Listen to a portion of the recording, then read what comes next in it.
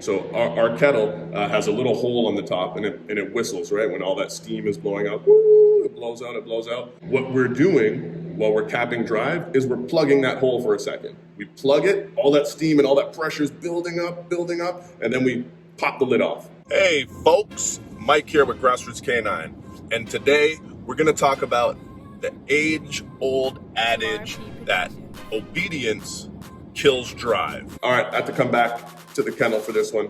I was driving and trying to do it, and I was like, no, you know what? They need my undivided attention. So I'm back. If you hear barking in the background, the dogs are just over there in the kennels, so forgive me for that. But let's dive right into it. Obedience kills drive.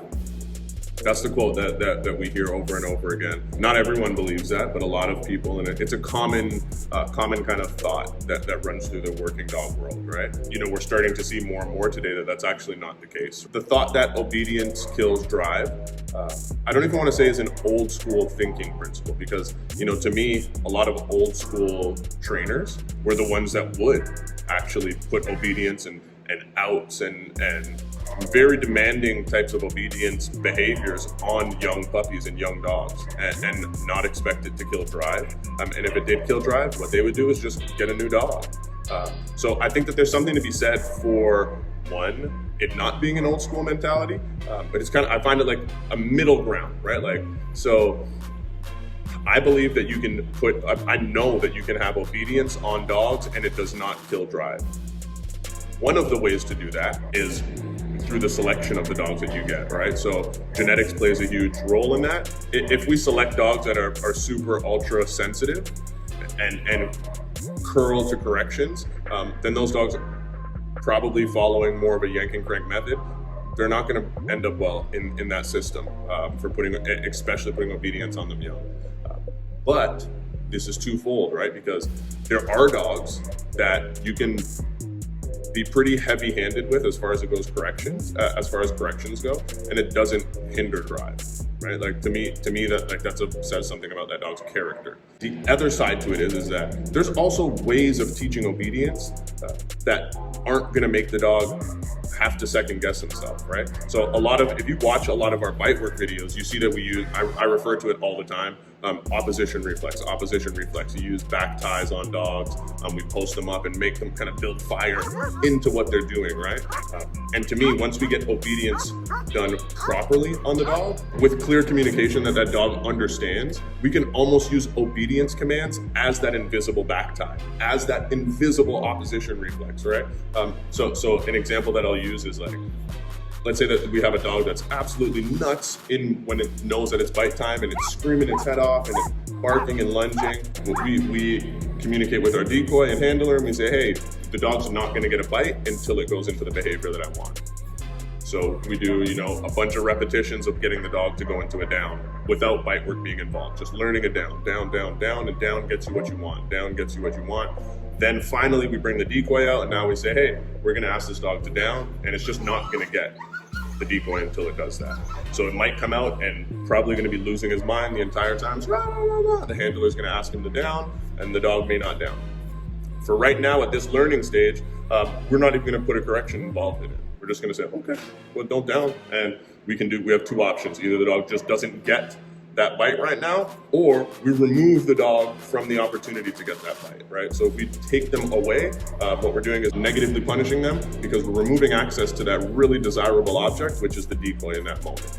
What the other option is that we wait the dog out, right? The decoy stands there, maybe it's not giving the dog a bunch of eye contact or anything, the dog's just losing it. That moment that the dog actually goes into a down and defaults to, because they've done so many repetitions of this and they actually default into that down, we let the dog bite, boom, instant reinforcement right there. So the dog starts to process, oh, I do this, I get what I want. Oh, I do this, I get what I want.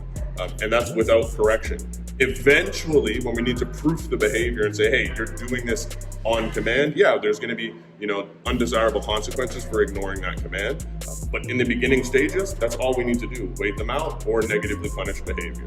So we wait them out, they go into that down, they get paid. Now we say, okay, you did that for a split second. The next rep, I want you to do it for 2 seconds. You're going to hold that down and then I'm going to let you pay.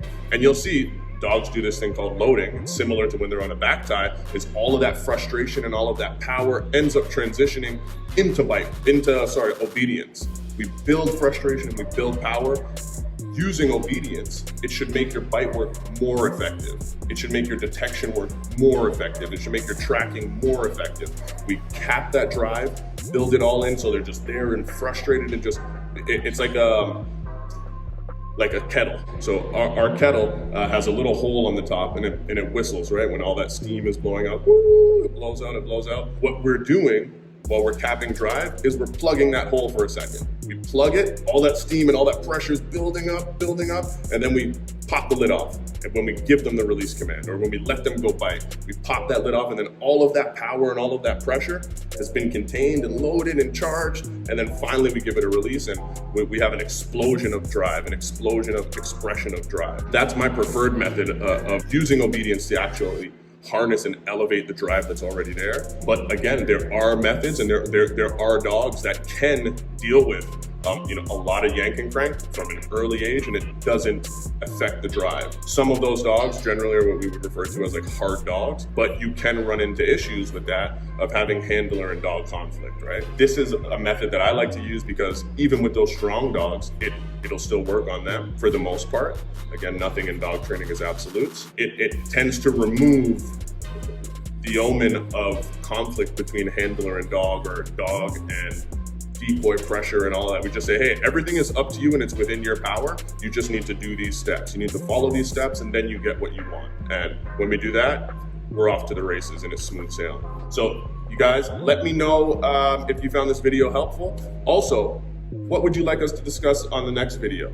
Comment that below. Like always, remember to like and subscribe. And if you subscribe, hit that little bell. There's a bell thingamajig there. And that'll give you notifications every time we upload a video. So you guys, until next time, ciao, ciao.